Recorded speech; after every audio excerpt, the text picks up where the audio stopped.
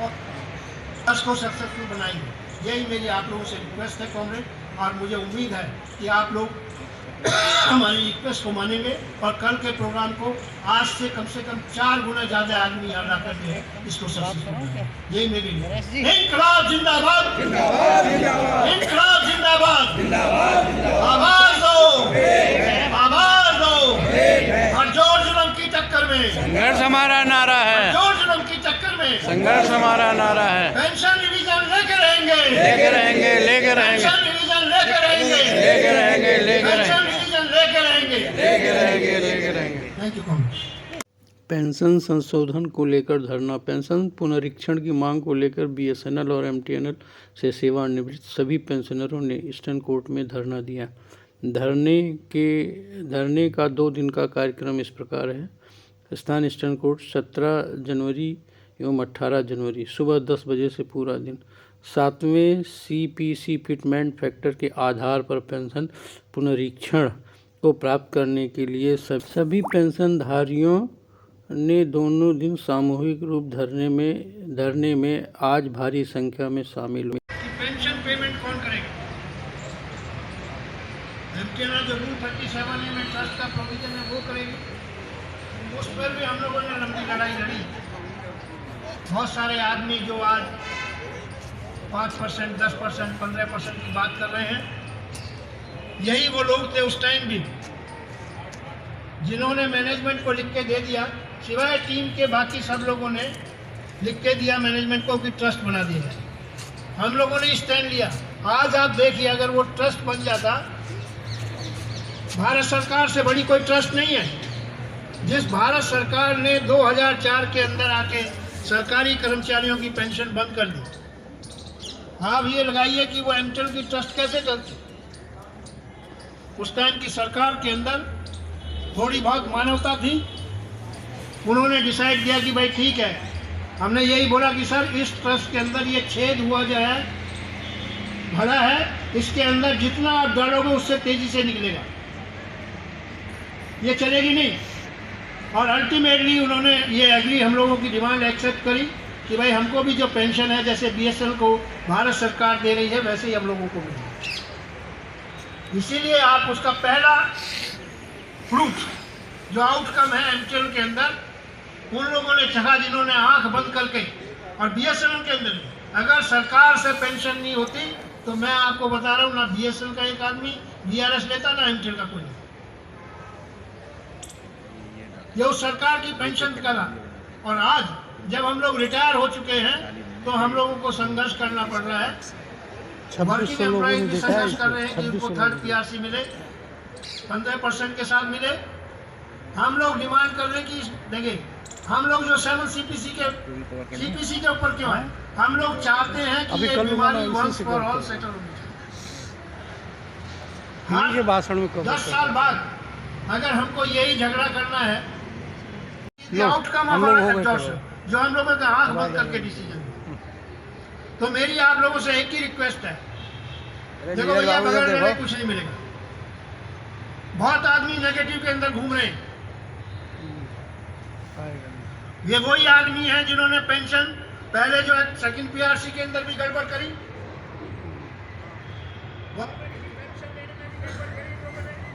आवाज आवाज आवाज आपको वैसे ही आ जाएगी।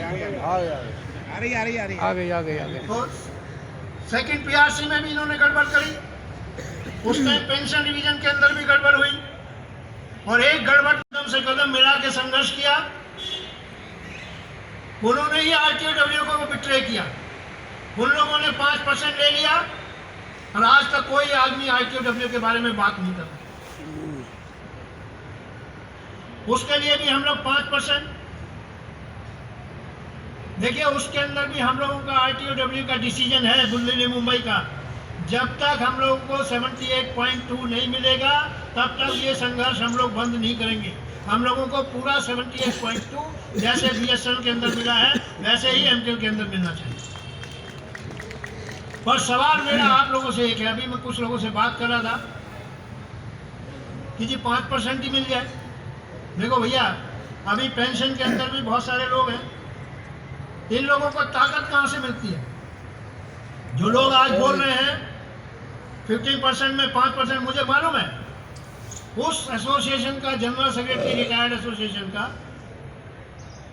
बाहर निकल के हम लोग जब मेंबर सर्विस से बात कर आए, बाहर आके बोलता है इस सरकार में 4% ही मिल जाए तो 5% मिल जाए तो बहुत है।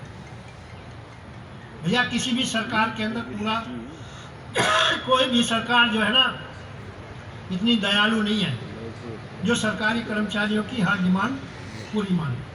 हर बारी संघर्ष करना पड़ता है। अब तो कुछ नहीं है, मैं देखता था पहले जो है डीए लेने के लिए, आप लोगों को याद होगा जब हम लोग सेंट्रल गवर्नमेंट के अंदर थे, ये बात है मेरे ख्याल से 76, 77, 78, यहाँ वोट क्लब के अंदर डेमोन्स्ट्रेशन होता था और उस टाइम लोग ये सोचते भाई आज डेमोन्स्ट्रेशन है, कल सरकार जो है डीए अनाउंस कर देगी। पर लड़ते लड़ते संघर्ष करते करते आप पुराने पेंशनर्स को उठा के देखिए, जो पुराने पेंशनर रिटायर हुए, मेरे ख्याल से फिर सीपीसी ऑनवर्ड ही आके जो है ये पेंशन रेगुलेट हुई है। और ये सरकार किसी को पेंशन नहीं देगी। ये सरकार खाली पेंशन देगी जो आदमी एमएलए है, जो एमपी है, मंत्री है, प्रधानमंत्री है, संतरी है, राष्ट्रपति है, उसको देगी। संतरी को देगी, एमपी की भी देगी। आपको मैं बताऊं, उनको पेंशन 3-3 मिलेगी। हमको तो ये 3-3 पेंशन जब पता चली, जब पंजाब का मुख्यमंत्री खड़ा होकर बोलता है कि यहाँ बहुत सारे एमएलए हैं 3-3 पेंशन लेंगे। क्योंकि इनका अभी जाके हमको पता चला, जब बताया कि इनको पहली टर्म की अलग पेंशन, सेकंड टर्म की अलग पेंशन, थर्ड टर्म, जो जितनी बारी एमएलए एमपी बनता है, एमएलए की अलग पेंशन, एमपी की अलग पेंशन, मंत्री की अलग पेंशन। पर सरकार के कर्मचारी को पेंशन नहीं। जो आदमी 35 साल सरकार की नौकरी करता है उसकी लॉयल्टी की कोई कीमत नहीं है। 5 साल में लेता हरामजादे। उसने जो 35 साल जो है एमएलए, एमपी, मंत्री जो अपने पार्टी के लॉयल नहीं है, उनको भी पेंशन दे। माल देखा, जिधर माल देखा उधर ही अपना जो है उठ के चल दिए।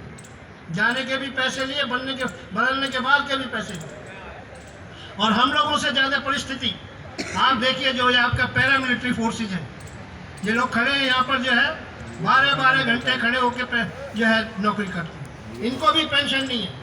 और अब तो मिलिट्री है, जो आर्मी है, डिफेंस के, ये जो कौन से बनाए, करमवीर कौन से बनाए, अग्निवीर, अग्निवीर, उनको भी पेंशन नहीं है। उनको 4 साल की नौकरी के बाद जो है उनकी तो नौकरी ही 4 साल की करनी। ये जो आपको मैं बता रहा हूँ, यहाँ बगैर लड़े भैया कुछ नहीं मिलने वाला। और ये जो आप लोग, जो मेरी आप लोगों से रिक्वेस्ट है कि आप बोलते हो कि भाई 5% ही मिल जाए, 4 ही मिल जाए, ठीक है। हम लोगों की जो उम्र है रिटायर होने के बाद,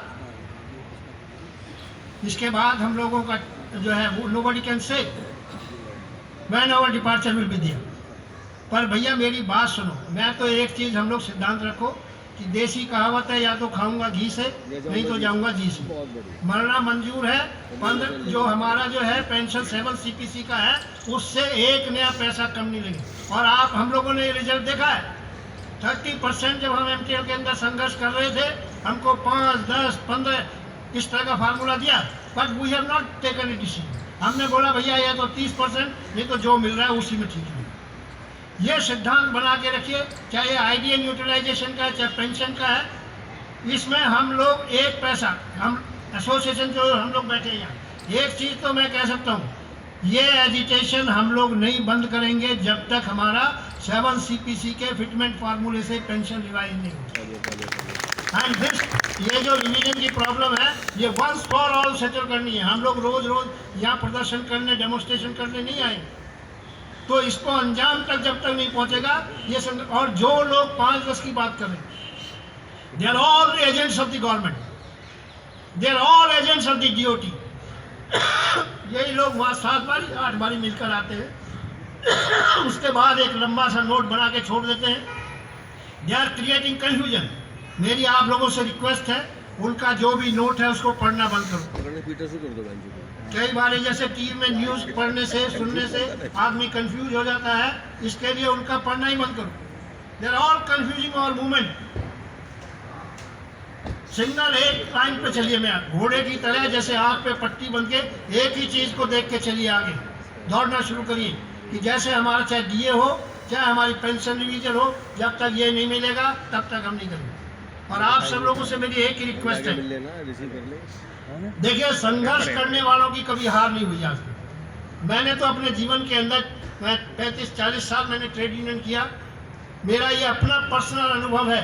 जिस चीज़ को लेके, जिस आइटम को लेके अगर आप कमिटेड हैं और आपका संघर्ष है, वो चीज़ आपको अच्छी, ईश्वर भी आपको देता है।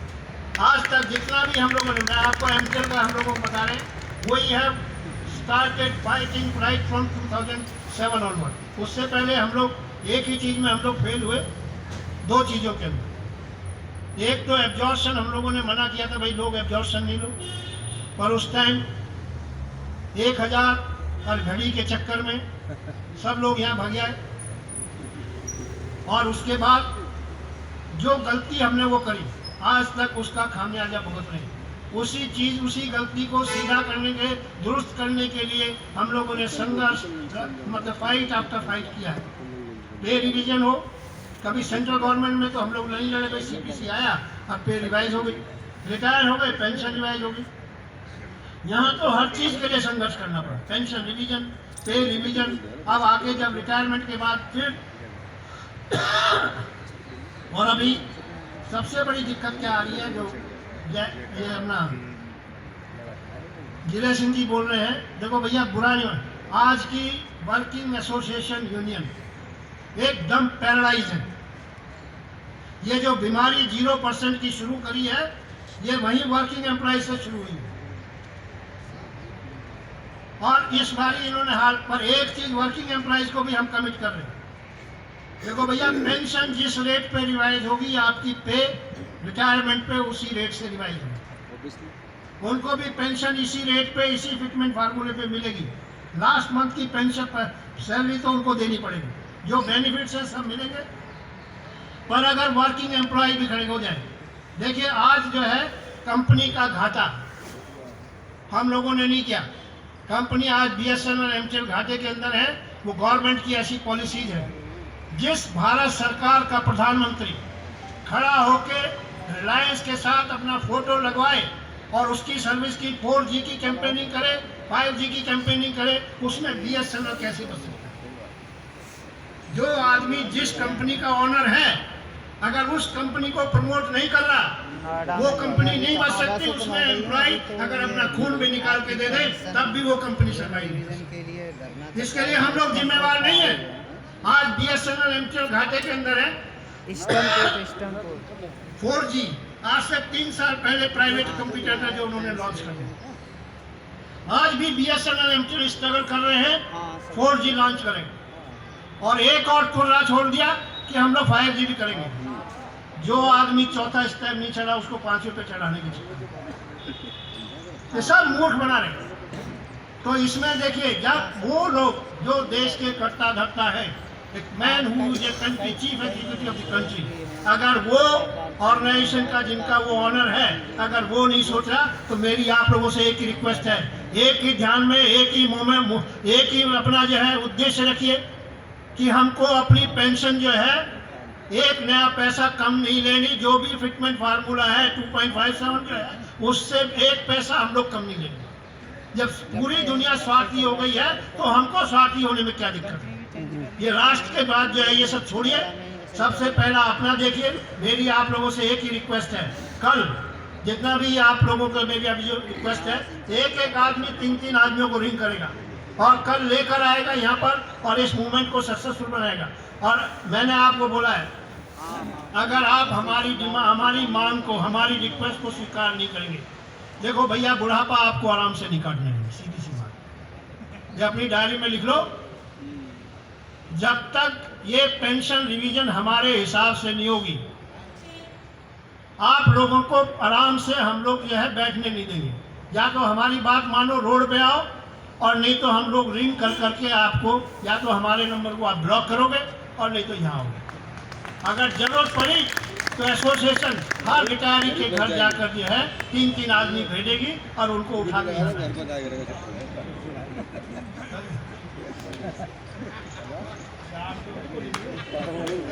तो मेरी आप लोगों से यही रिक्वेस्ट है कॉमरेड, आप सब लोग यहाँ आए, जितने भी हमारे मित्रगण हैं, आपके जितने भी फ्रेंड्स हैं, सबको बोलिए, रिंग करिए।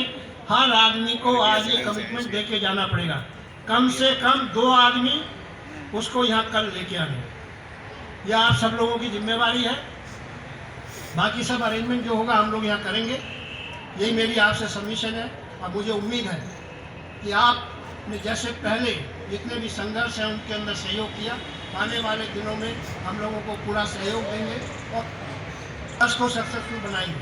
यही मेरी आप लोगों से रिक्वेस्ट है कॉमरेड, और मुझे उम्मीद है कि आप लोग हमारी रिक्वेस्ट को मानेंगे और कल के प्रोग्राम को आज से कम 4 गुना ज़्यादा आदमी यहाँ ला करके इसको सक्सेसफुल बनाएंगे।